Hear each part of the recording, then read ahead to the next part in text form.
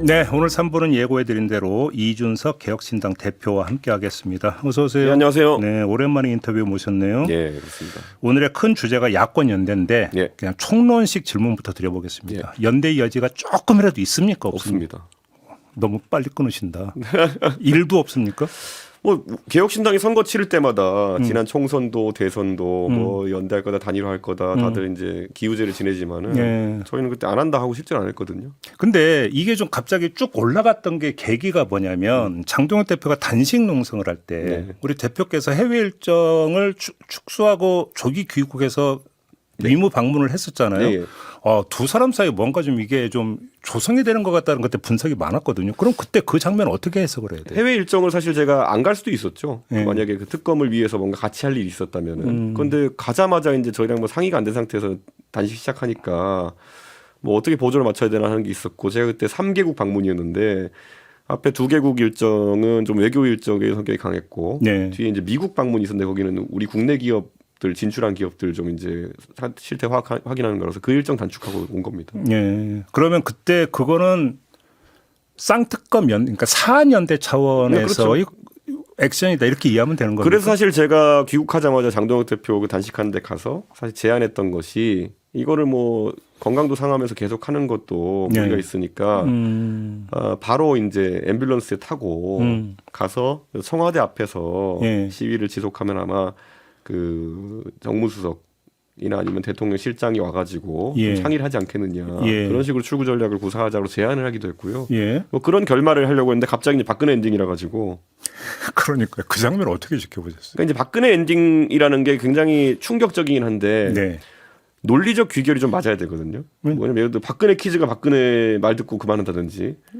대표님 아니시오.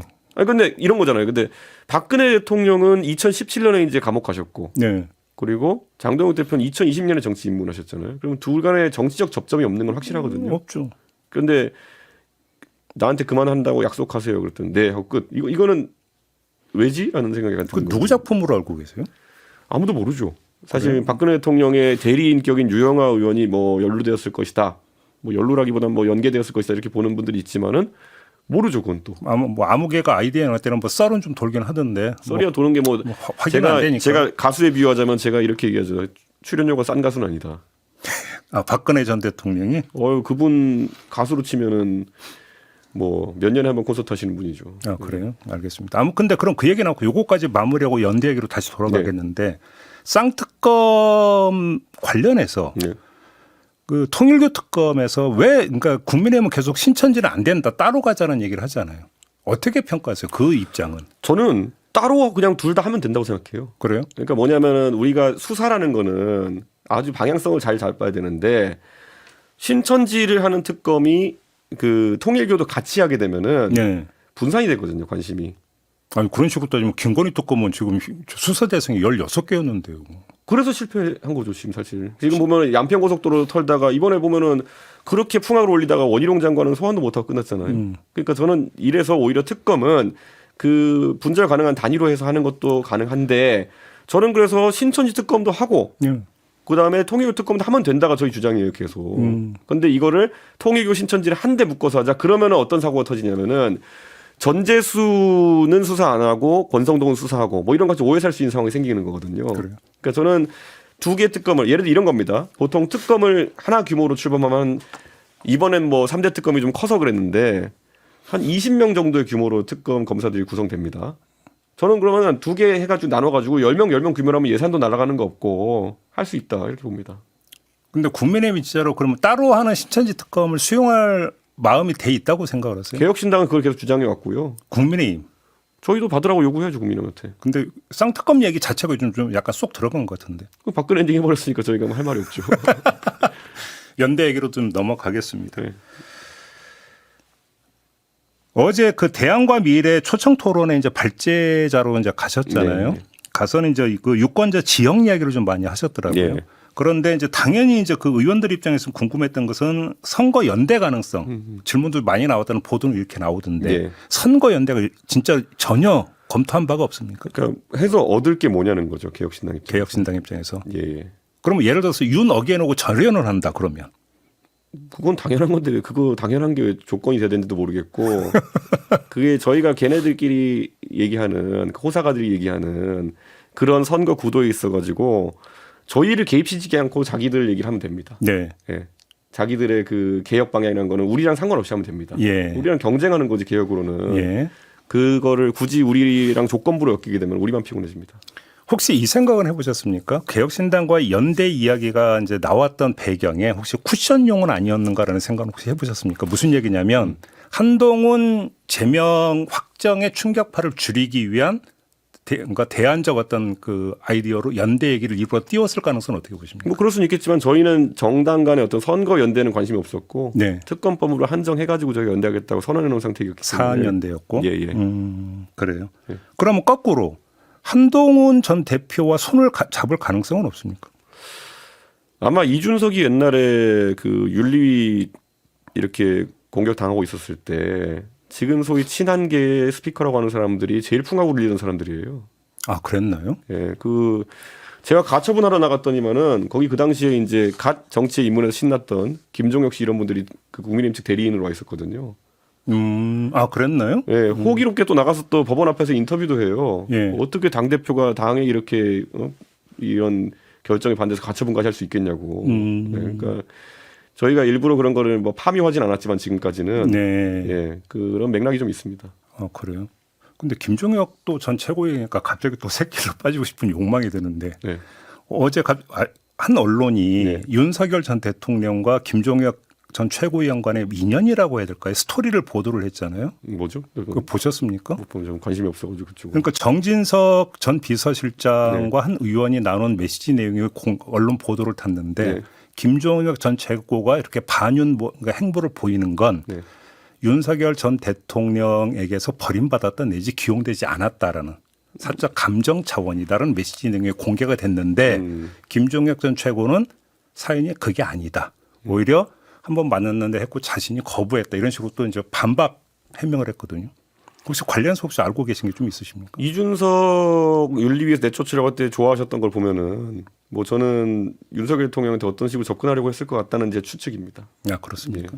근데 아무튼 그거는 그러니까 사적 인연이고 네. 그럼에도 불구하고 우리 그 대표님이나 한동훈 전 대표나 당에 의해서 징계를 받았다는 동병상련의 공통점. 그다음에 윤 어게인하고는 선을 끊어야 된다라고 하는 어떤 지향점에 있어서는 공통되니까 그 연대의 조건은 되는 거 아니냐라는 목소리가 있잖아요. 저는 이렇게 생각해요. 저는 이미 검찰 수사에서 저 무고죄 수사하고 이런 거에서 무혐의 받고 해가지고 잘못된 징계라는 게 입증되었고 국민의힘의 지도부에서 그때 김용태 비대위원장도 그렇고 한 2번 정도 제 징계는 잘못되었다고 선언을 한 상황이에요. 그것과 지금 한동훈 대표의 현재 상황에서 평소에는 뭐 어디 술자리 갔다만 이런 것만 보도돼도 뭐 고소하고 이렇게 하는 분이 아직까지 가처분을 걸었다든지 아니면은 재심을 요구했다는 얘기는 못 들었거든요. 그래서 저는 상당히 이례적이기 때문에 어떤 이유에서인지 좀 궁금하기도 하고요. 왜라고 분석하세요, 그거에 대해서? 모르죠. 갑자기 뭐 사람이 성격이 바뀔 수도 있고. 아니 뭐 다른 정치적 이유가 혹시 있다고 보세요? 그런 얘기도 안 하잖아요. 그러니까 우리가 여러 가지 해석만 이제 뭉게뭉게 나오는 건데 제가 뭐 해석에 보탤 건 아닌 것 같고 그리고 우리가 이제 광복할 때 보면요. 1945년 8월 15일 이후에 갑자기 민족주의자가 되는 사람도 있어요. 예. 그 전까지는 뭐 비행기 사는데 돈 갖다 주고 이렇게 하다가 8월 15일 그날이 오고 난 뒤부터 갑자기 민족주의자 되는 사람도 있어요. 그런 사람 많죠. 예. 저는 윤석열 대통령이랑 나 기억하지만은 대선 때부터 입당할 때부터 이 사람이 잘못한 일 있으면 교정하려고 계속 애썼던 사람이고요. 지금 한동훈 대표는 그 정권의 황태자였잖아요. 쉽게 하면 족보가 다르다 이 말씀이시네요. 아니 그다음에 이제 좀 세상이 바뀌니까 이제 나도 옛날에 마음속으로 독립했었어 이런 거 독립운동했었어 이런 거잖아요. 그러니까 마음속으로 독립운동한 사람을 우리가 유공자로 만들진 않잖아요. 광복을 계기로 태세 전환한 케이스와 그러니까 일제치하부터 독립운동과는 비교가 안 된다. 그거는 확연한 차이가 있습니다. 확연한 차이가 있다. 그리고 뭐 저는 그런데 다행히도 그 다음에라도 지금 정상적인 행보를 한다면 그건 평가받겠지만은 그렇다고 해가지고 뭐 동치시킬 것까지는 아니다. 그러면 이제 지금 각 당에 대한 질문을 좀 드리겠는데 장동혁 호의 국민의힘은 어떻게 될 거라고 보십니까? 지방선거에서. 제가 계속 황교안 대표랑 비교하게 되는데요. 네. 그 같은 선택을 하고 다른 결과가 나오길 기대하는 것은 좀 어렵다. 좀 풀어주신다면. 황교안 대표가 했던 일련 선택들과 매우 비슷한 선택들을 하면서 다른 결과가 나오길 바라는 건 이상하죠. 그때도 탄핵 직후의 국면에서 유승민 전 의원 공천 문제 얘기하신 그렇죠. 거죠? 그런 것도 그렇고 어쨌든 노선 면에 있어가지고 예. 뭐 우우 경향을 강화시키는 그 선택을 했는데 어떤 결과가 나왔는지 너무 잘 알고 예.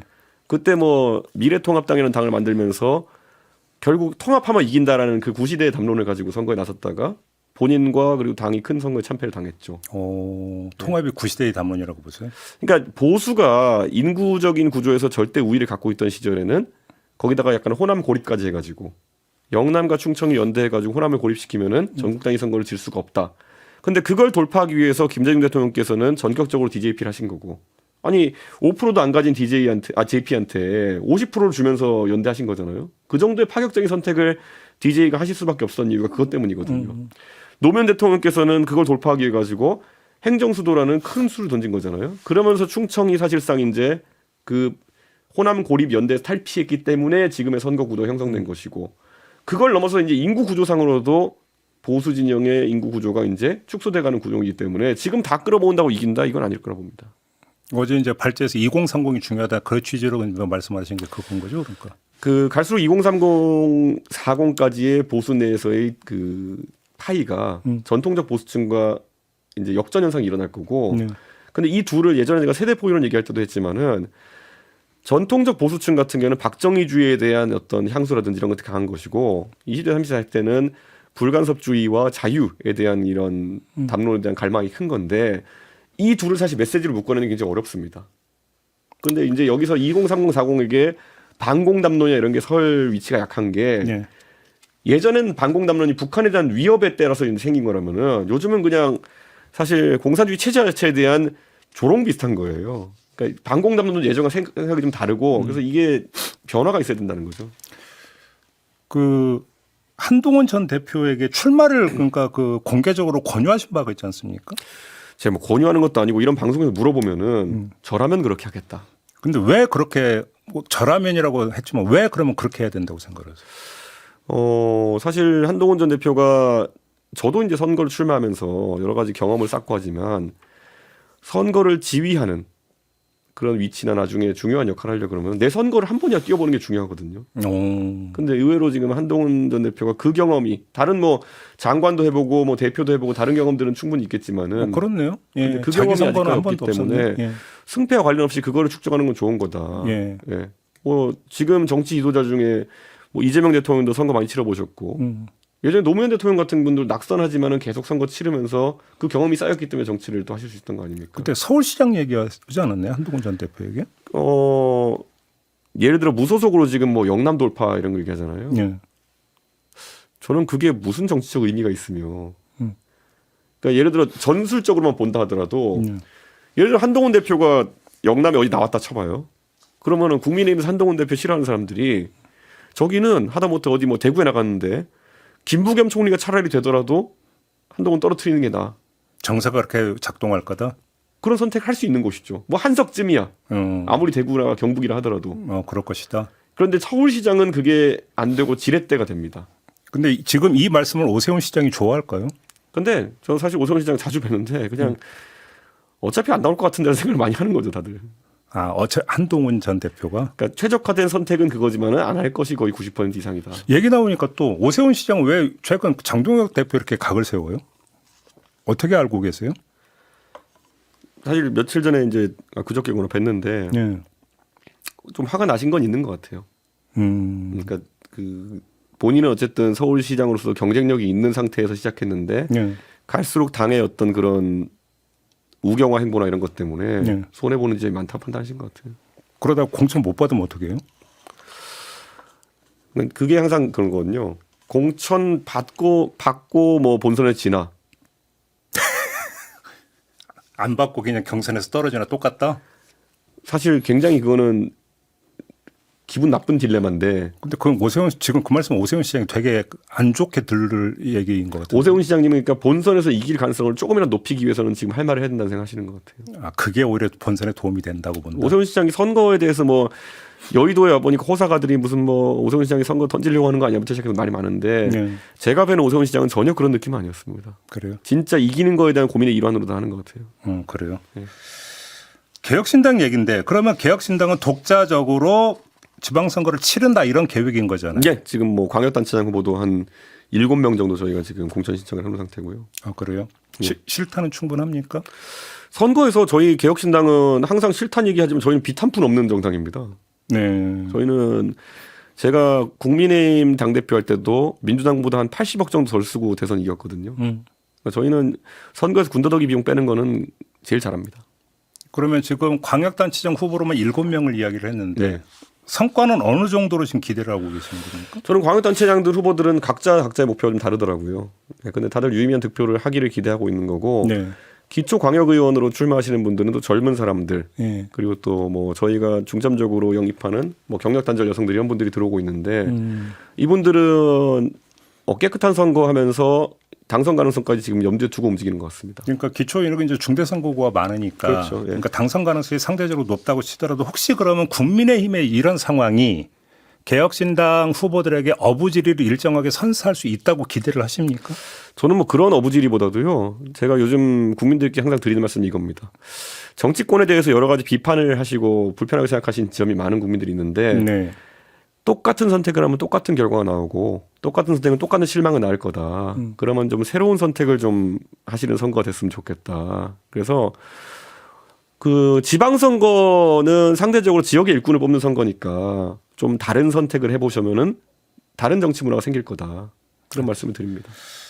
마무리하기 전에 예. 짧게 하나만. 예. 그 지금 김경 시의원 문제와 관련해서 김성열 수석 최고위원이었죠. 개혁신당에. 예. 탈당을 선언하고 이제 했는데 김성열 전 수석 최고위원과 김경 시의원의 관계를 어떻게 파악하고 계세요? 뭐 저희 입당하기도 전에 일이니까 저희는 당연히 모르고 예. 그 김성열 수석 최고위원이 자기가 이제 자기의 오해를 다 풀고 돌아오겠다는 말 외에는 저에게 뭐 상의를 하지 않았습니다. 일체 무슨 뭐 얘기한 게 없어요, 당에?